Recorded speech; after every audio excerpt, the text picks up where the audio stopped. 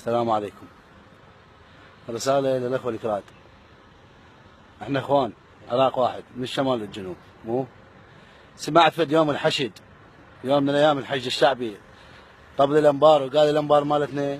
سمعت يوم من الايام طبل دياله قال مالتنا حررها صلاح الدين. ادري تحرر سنجار تقول مالتنا سنجار، ليش بابا؟ اقعد راحه واستهدى والله.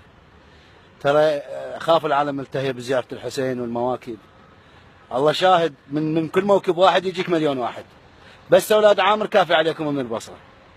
مسعود قول يا الله، ترى حشد الله يعني الله جابه عز وجل، واحنا بخدمه العراق.